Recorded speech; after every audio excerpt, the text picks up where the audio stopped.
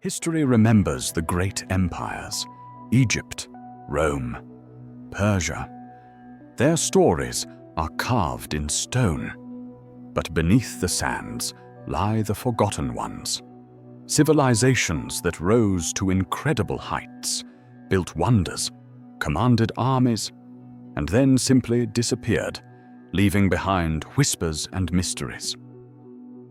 Imagine the world's first empire, ruled by a king who called himself a god, vanishing so completely that its capital city is still lost today.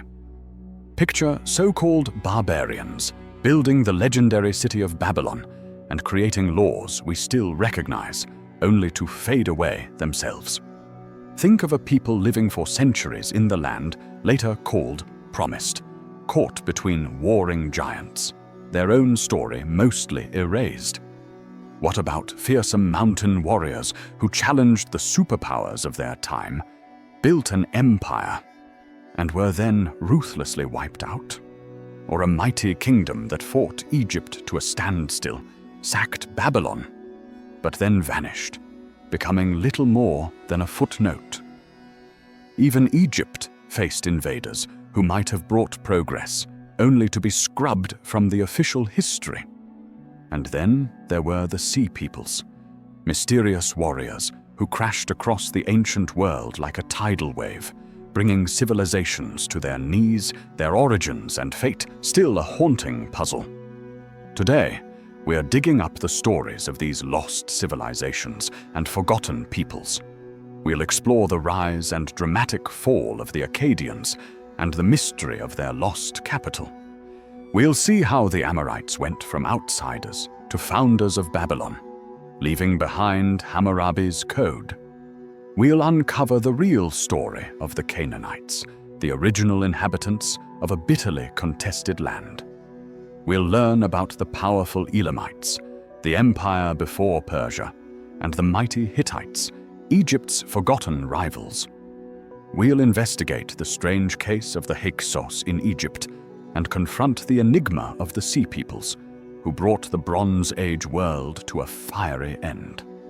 These are tales of immense power turned to dust, great cities swallowed by time, and entire cultures erased from memory, leaving tantalizing clues and enduring questions. Mesopotamia, the land between two rivers, a cradle of civilization known for its bustling cities and groundbreaking innovations. But this ancient land was also a chaotic, confusing place, a melting pot of rising and falling powers, and peoples who flicker briefly on the stage of history before vanishing into the mists of time. Out of this obscurity, one obscure tribe would rise to forge the world's very first empire, ruled by a god-king, defended by the first professional army, only to collapse and have its capital city completely lost to history. This is the story of the Akkadians. The people we call the Akkadians were just one Semitic-speaking tribe among many in the diverse landscape of Upper Mesopotamia around 4,300 years ago. Their history, as we know it, truly ignites with a single, almost mythical figure. Sargon, later known as Sargon the Great, who reigned around 2334 BC. But Sargon's origins? They are literally the stuff of legend, shrouded in uncertainty. Was his mother a priestess? Was he, like figures in later myths, placed in a basket and cast into a river? Was he truly raised as a humble gardener? We simply don't know for sure. What is clear is that Sargon clawed his way up from obscurity. Before him, a king named Lugal-Zagassi had already taken a novel step, uniting the ancient city-states of Sumer into a single political entity.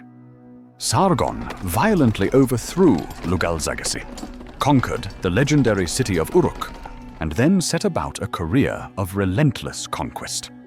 Sargon didn't just inherit Sumer. He built upon it, forging what is considered the world's first truly integrated empire. He pushed his power south towards the Persian Gulf and westwards into Syria, adding non-Sumerian peoples to his domain, and even sacking the important city of Ur, the place from which the patriarch Abraham is said to have begun his own journey. This unification brought immediate, tangible benefits. The constant, grinding internecine wars ceased. Under a single government, trade and agriculture flourished, fueled by sophisticated irrigation systems. The Akkadian language, adapted to the ubiquitous cuneiform script, became the common tongue of the region. Surviving clay tablets, tens of thousands of them, reveal Akkad's vast commercial reach, interacting with peoples as far away as Cyprus, Egypt, and even the distant Indus Valley. Sargon and his successors, like the illustrious Naram Sin, introduced another startling innovation. The emperor became a god-king. To consolidate this power and ensure loyalty across their vast domain, they appointed highly capable daughters to powerful priestly roles, temples being key administrative centers at the time, and married others to governors in distant provinces. These became standard practices for empires to come. Sargon is also credited with establishing one of history's first professional military forces, his palace guard. Though perhaps only 1,000 strong, this trained group was highly influential against poorly trained militias. Akkadian warfare itself was still relatively primitive. Their cavalry chariots were merely donkey-drawn carts, as horses large enough for riding were still a millennium away. But Sargon improved his army, deepening his phalanx formations, armed with copper-tipped spears and wooden shields, and using massed archers to target enemy chariots. Their military goal was often brutally pragmatic: secure the trade routes vital for timber and minerals, which even grain-rich Akkad lacked. The heart of this sprawling empire was the city of Akkad itself. But here lies a central mystery. Its exact location eludes archaeologists to this day, possibly lying somewhere along the Tigris River. It remains a kind of holy grail, holding clues not just about the Akkadians, but the origins of later civilizations like Ur and Assyria. What we do have are remnants of their culture. Akkadian sculpture, often depicting the king conquering enemies or consorting with gods, was pure propaganda. Unsurprisingly, Akkad's enemies were not fans. After the empire's fall, many of these sculptures were deliberately destroyed. A famous surviving bronze bust, believed to be Sargon, has its eyes gouged out and ears cut off, a chilling, visceral reminder of the punishments inflicted on enemies or disobedient slaves in the ancient world. But even the world's first empire wasn't built to last. Despite Sargon's remarkably long reign of 55 years, the concept of empire was new and unwelcome to many subjects. As soon as Sargon died, rebellion flared. This became a grim, repeating pattern after the death of almost every Akkadian king. The final act seems to have begun under Shar-Kale-Shari, the last major Akkadian ruler, who came to power in troubled times. There are strong indications of climatic change, bringing severe drought, disrupting the vital irrigation systems the empire depended upon. Archaeological records show entire cities were simply abandoned. This weakness was an open invitation to raiders, like the Gutian people from southwestern Iran, gathering on Akkad's frontiers. Simultaneously, the expense of fighting off these threats forced the Akkadians to increase taxes, pushing already resentful vassal states into open rebellion.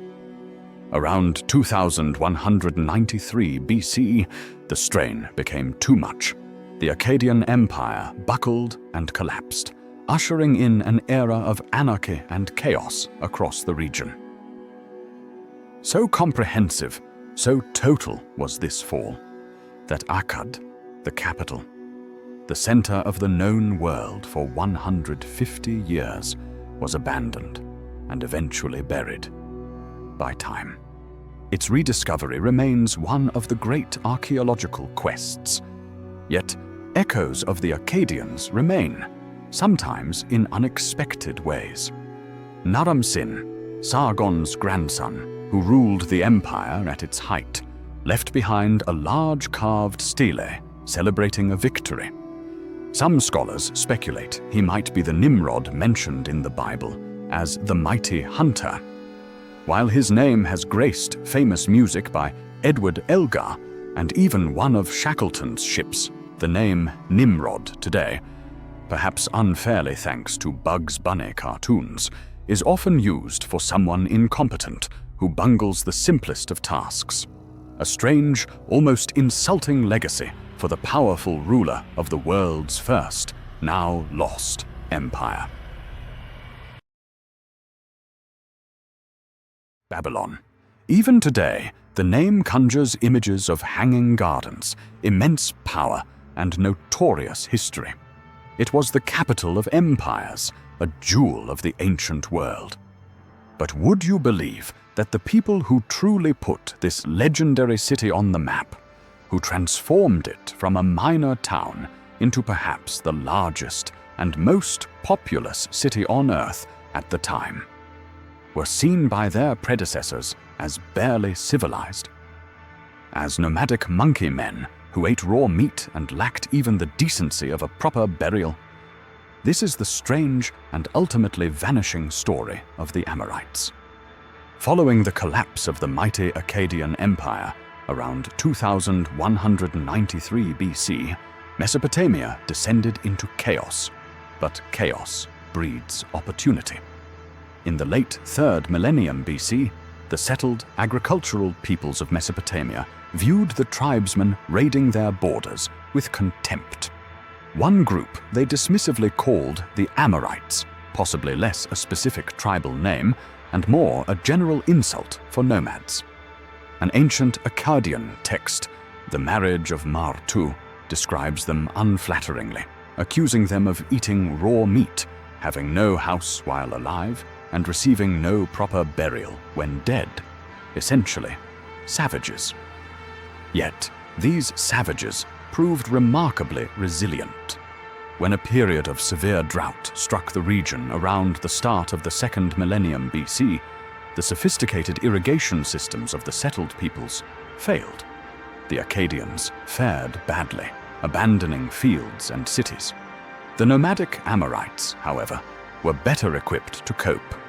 They began a piecemeal occupation of the failing lands, sometimes by outright conquest, other times by simply moving into the fields left empty by those who couldn't survive the changing world. Their reach extended far. The Bible even describes their relatives being driven out of Canaan by the Israelites much later. But the Amorites didn't remain nomads for long. In Mesopotamia, they rapidly developed a taste for city life, merging with the native Sumerian population.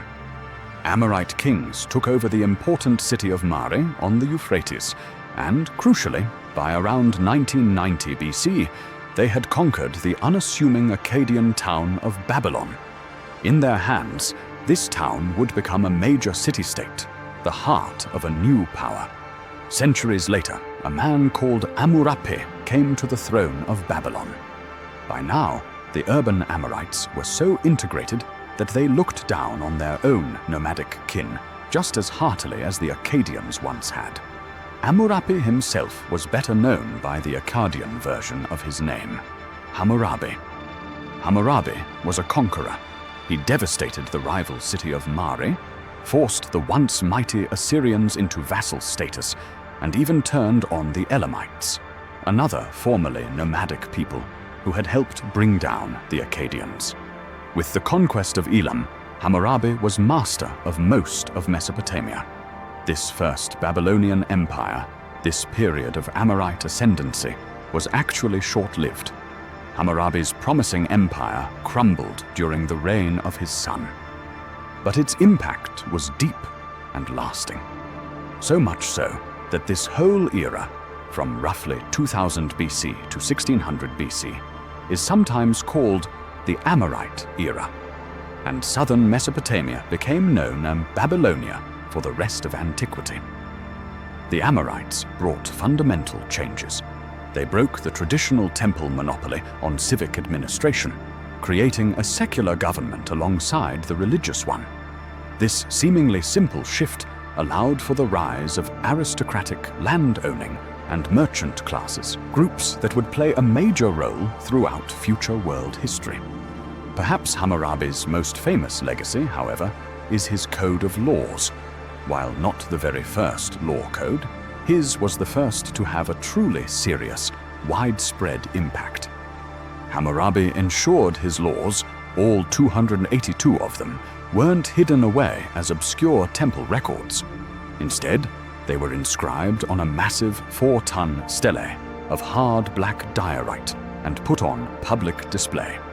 Written in Akkadian, the common language of the region, the laws were there, literally written in stone for all to see. It's doubtful many could read them, but their presence was undeniable. Incredibly, that very stone survives today. The laws were so influential that the stele itself became revered. When the Elamites later conquered Babylon, they carried the immense stone off as prize to their capital at Susa in modern Iran.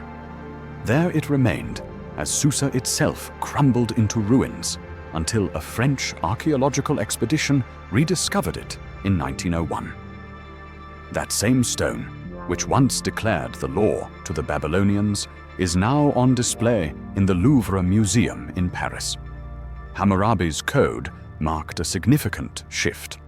Whereas earlier systems often focused on compensation for injury, Hammurabi focused on punishing the offender.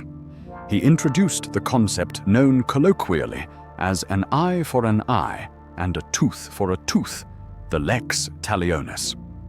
This principle is literally stated in his code and famously repeated later in the Bible. He also established another cornerstone of legal precedent, the presumption of innocence. A person was considered innocent until proven guilty. However, if found guilty, Hammurabi's punishments were often draconian, with no concept of mitigating circumstances. While the code included surprisingly progressive elements, like a form of minimum wage for some workers, it also contained brutal laws, such as Law Year 210, which punished a man who caused a woman to miscarry and die by executing one of his own daughters. The Amorite era, despite its profound impact, was not destined to last. The Amorites faced pressure from the Israelites in Canaan and were eventually expelled from northern Mesopotamia by a resurgent Assyria. Meanwhile, the powerful Hittites from Anatolia began raiding deep into Mesopotamia. Babylon, under the later Amorite kings, shrank in power, controlling little more than its immediate surroundings. The end came violently in 1595 BC, when the Hittites stormed down from the north and sacked the city, ending Amorite rule. What happened to the Amorites themselves? As a distinct ethnic group, they vanished from Mesopotamia. Excavations show people with Amorite names lived on for a time, but they seem to have assimilated. Did some survive for a while longer in southern Anatolia under Hittite rule? Or did the name Amorite simply revert to being a derogatory term for nomad, as it appears in later books of the Bible?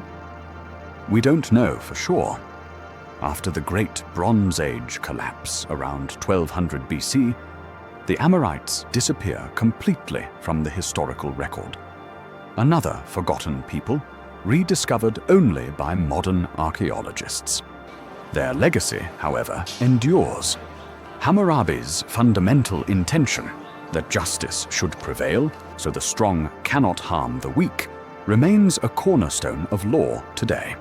The principle of innocent until proven guilty and the stark justice of an eye for an eye continue to echo through millennia of legal thought. And the Amorite move towards secular governance laid foundations for societal structures we still see across the world. They rose from obscurity, were dismissed as barbarians, founded one of history's most famous cities, gave the world an iconic law code, and then faded back into the mists of time. The land of Canaan. To many, it's known as the Promised Land, a land of milk and honey destined for the Israelites. But history is rarely that simple. Long before the arrival of Moses or Joshua, this region, encompassing parts of modern-day Syria, Lebanon, Jordan, Israel, and Palestine, was already home to a complex and diverse group of people known collectively as the Canaanites. For millennia, they lived, traded, fought, and built cities in this coveted but fiercely contested corner of the world. Their story is one of ancient roots, clashing empires, internal strife, and ultimately a fading into the pages of history, leaving behind a legacy tangled in myth and misconception. The Canaanites weren't newcomers. They had been in the land for a very long time. Consider the city of Jericho. When its walls famously came tumbling down, supposedly around the time of the Israelite conquest, the city itself was already ancient, perhaps around 7,000 years old, far older than even the eternal city of Rome is today. These people were the original occupants of a land strategically placed at the crossroads of major powers like Egypt to the south, the Hittites in Anatolia to the north, and the rising empires of Mesopotamia to the east. This position made Canaan a vital trade hub, but also, tragically, a favored international battleground. Who were the Canaanites exactly? That's where things get complicated. Ancient sources, and even archaeology, paint a picture not of a single unified nation, but of a rich cultural and ethnic tapestry. They were Semitic peoples, likely diverging over time into groups we later recognize as Hebrews, Philistines, and Phoenicians, with influences from migrating groups like the Amorites mixed in.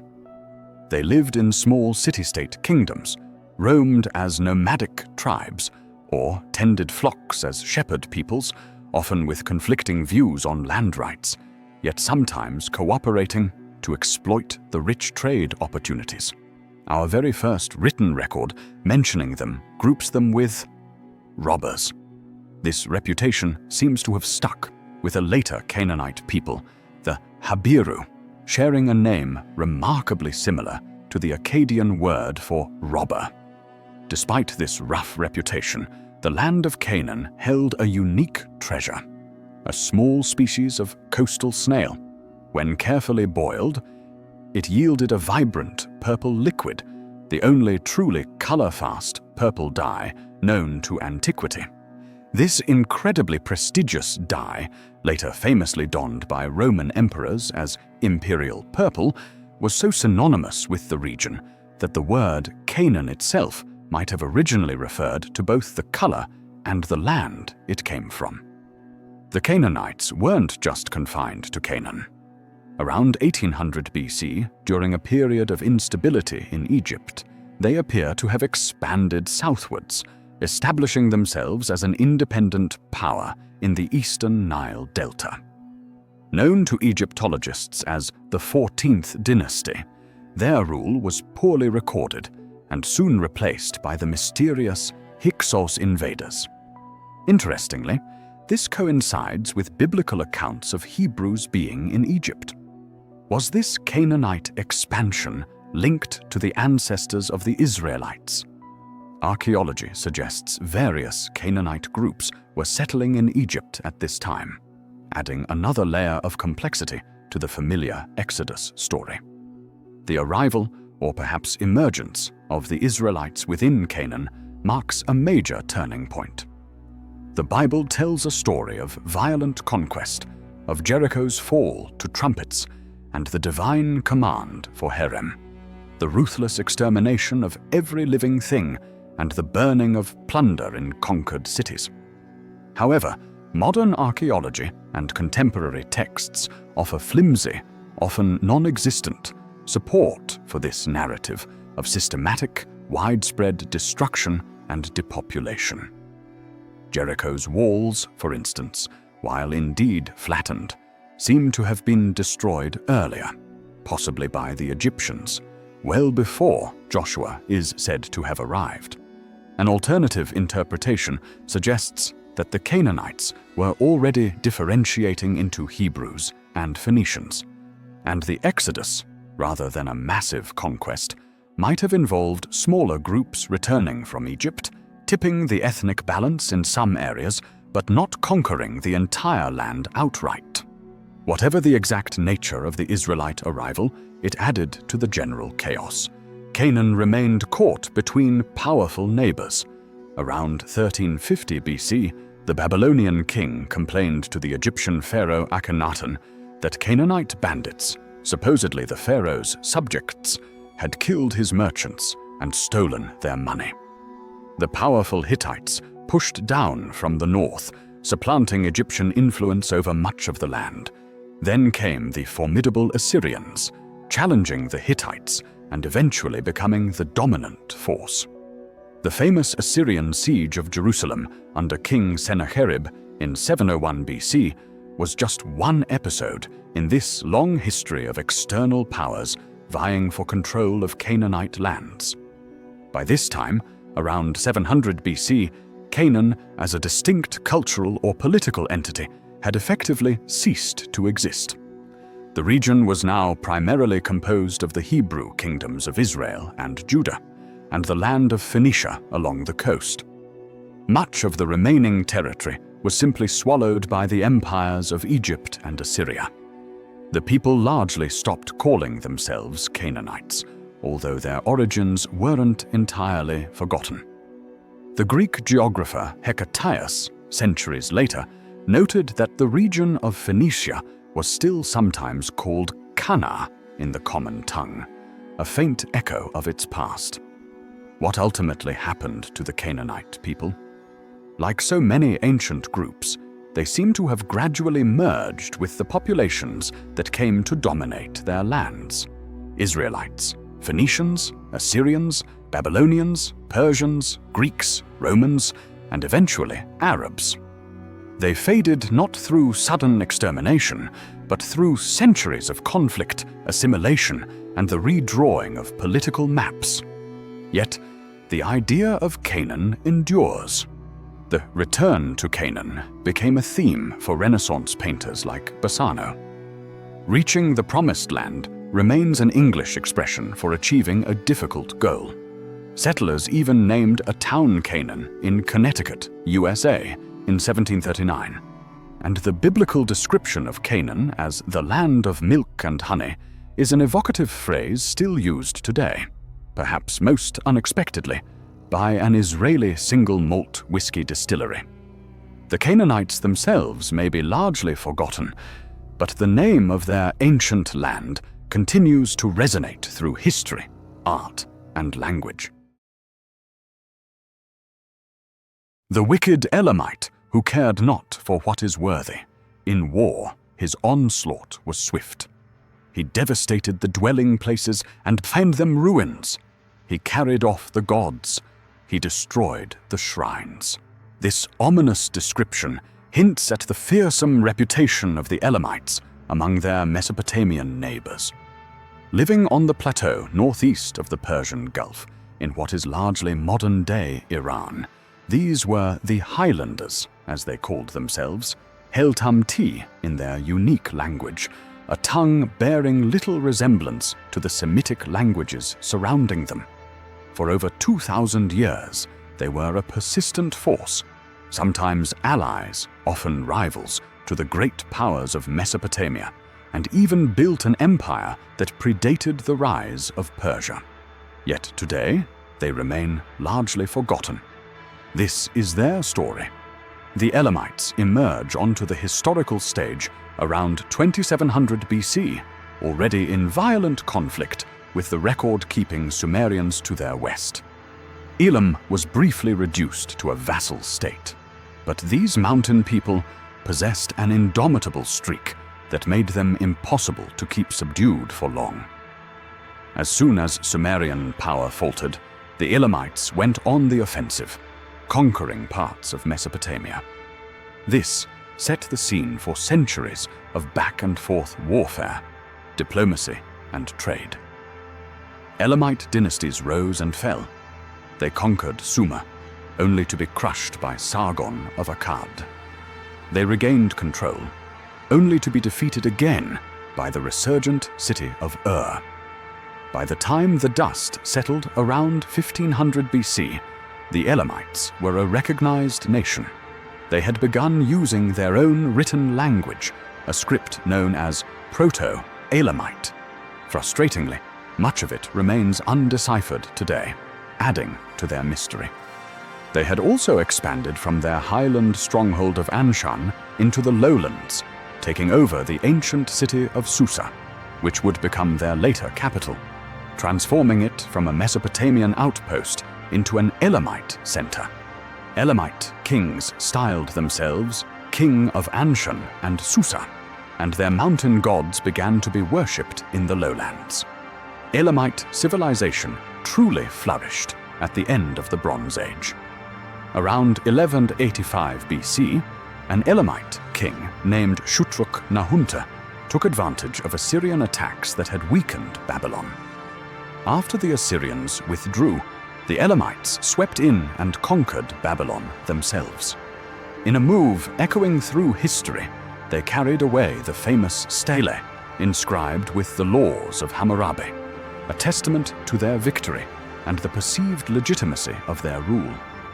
Shutruk-Nahunta's prestige was immense, allowing him to be succeeded by his son, seemingly unusual among Elamite rulers, who may have previously shared power among aristocratic families. This Shutrukid dynasty lasted 3 generations, exerting control over much of Mesopotamia and campaigning far to the north. But dominance breeds enemies. The Assyrians, the Elamites, rivals in northern Mesopotamia, turned their serious attention towards them. Elamite internal politics didn't help. Hints of dynastic struggle appear, including one king who may have been both the son and grandson of his predecessor due to an incestuous relationship. Then, Babylon, now under the rule of Nebuchadnezzar I, recovered and invaded Elam.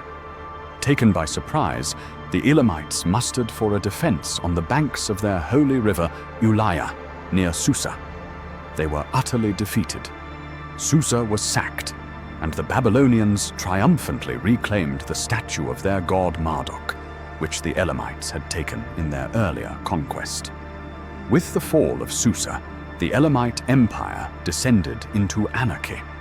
This coincided with the wider Bronze Age collapse around 1200 BC, a mysterious cataclysmic event that saw Mycenaean Greece, the Hittite Empire, and dozens of minor civilizations fall into a dark age. If the origins of this collapse are debated, the results are not. Egypt barely survived, losing its territories in Syria and Canaan. Of Elam, during this time, almost nothing is known for the next 3 centuries. When Elam re-emerges into the dim light of the Iron Age, the world had changed. New peoples were migrating.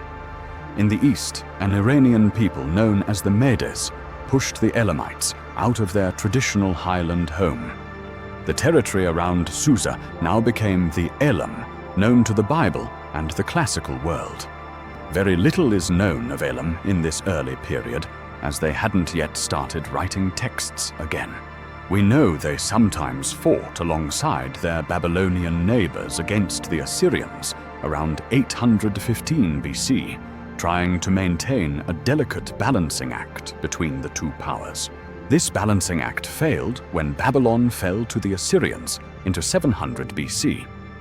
The Elamites rightly feared they were next. In true Elamite style, they didn't wait to be attacked. Under their king Urtak, they went on the offensive against Assyria. The attack failed, Urtak was killed, and Elam was plunged into a prolonged period of dynastic instability.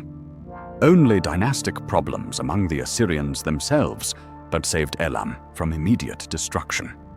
Eventually, the powerful Assyrian king Ashurbanipal asserted his grip. Between 669 and 631 BC, the Elamites fought long and hard, but were comprehensively defeated. In 646 BC, Ashurbanipal conquered Susa.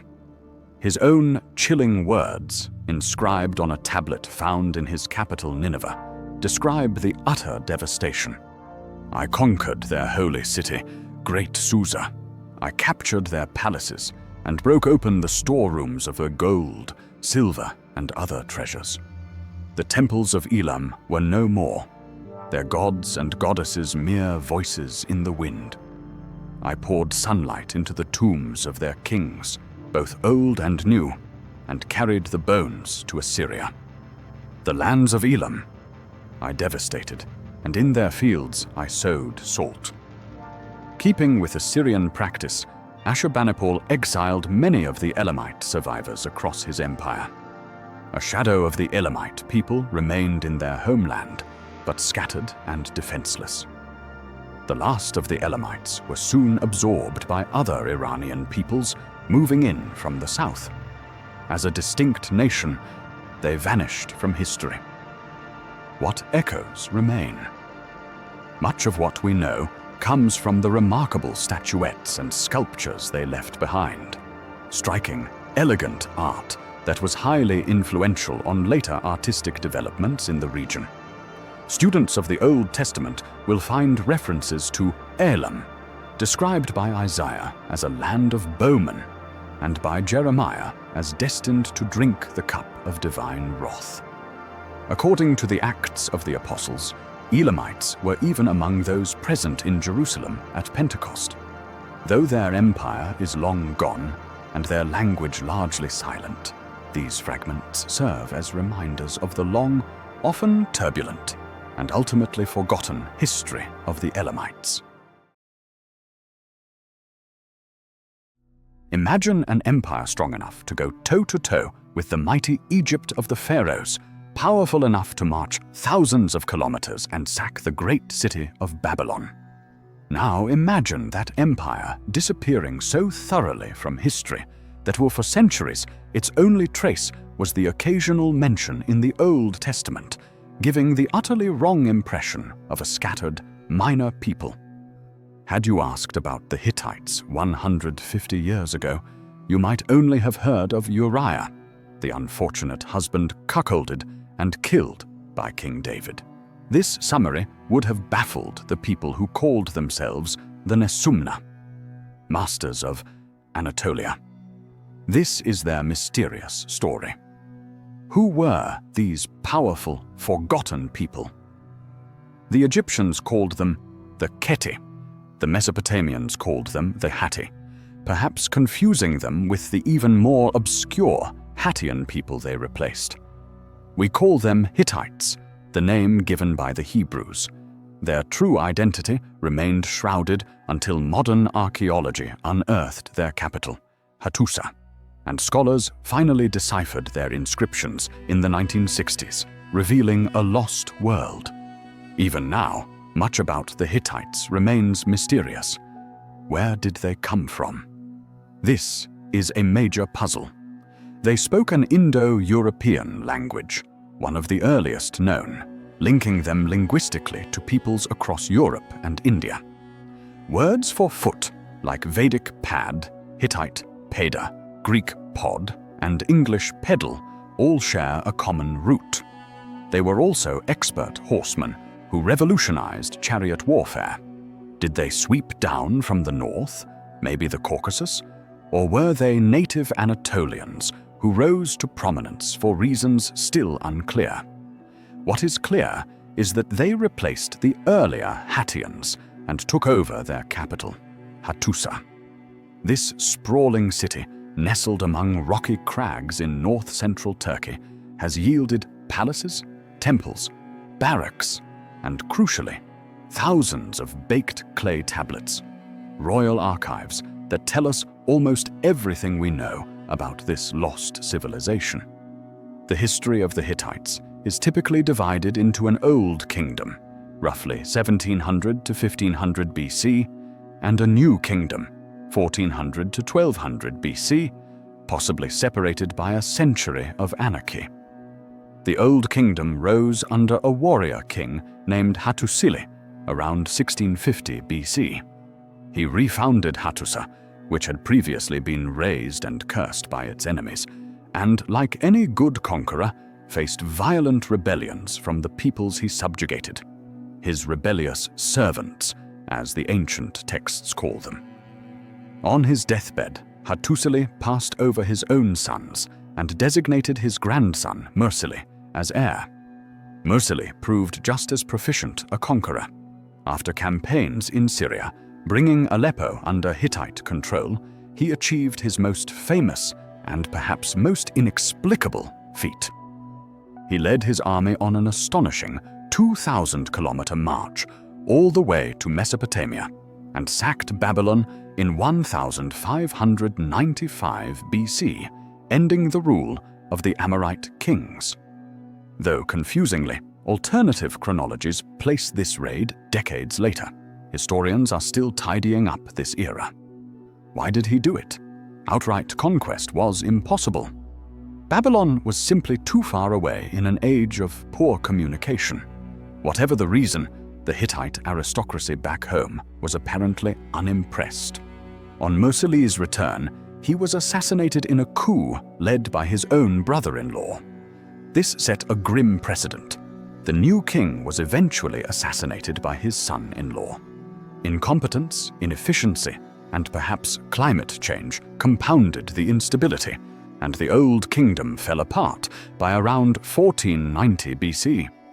A century later, order was restored under a king named Tudhaliya, kicking off the Hittite New Kingdom, though chaos returned briefly after his death.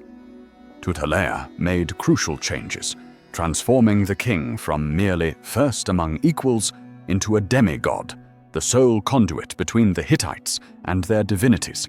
Many adopted wholesale from the earlier Hattians. It was as such a god-king that Suppiluliuma I took power around 1345 BC. Fortunately for him, aggressive Assyria to the east was weakening many Hittite rivals. Suppiluliuma allied with Assyria to finish off the last of the Hurrians in northern Mesopotamia, and Hittite power expanded once more into Syria. This expansion brought the Hittites into direct conflict with Egypt. Diplomatic correspondence, miraculously preserved on clay tablets, shows Suppiluliuma and the Egyptian pharaoh maintaining a polite, if tense, relationship. But it couldn't last. The new pharaoh, Ramesses II, the Great, was one of Egypt's most remarkable rulers. Luckily, the Hittites now had their own highly competent leader, Muwatalli II, grandson of Suppiluliuma. Around 1274 BC, the two superpowers clashed in an epic confrontation in northern Syria, the Battle of Kadesh. It was a confused, bloody affair, with both sides later carving monumental reliefs claiming glorious victory. In reality, it seems to have been a brutal stalemate. Afterwards, negotiators hammered out a peace, perhaps the world's first recorded peace treaty, versions of which survive carved on temple walls in Egypt and inscribed on tablets found in Hattusa. Peace was necessary, partly because the Hittites were finding it increasingly difficult to fend off Assyrian aggression on their eastern flank.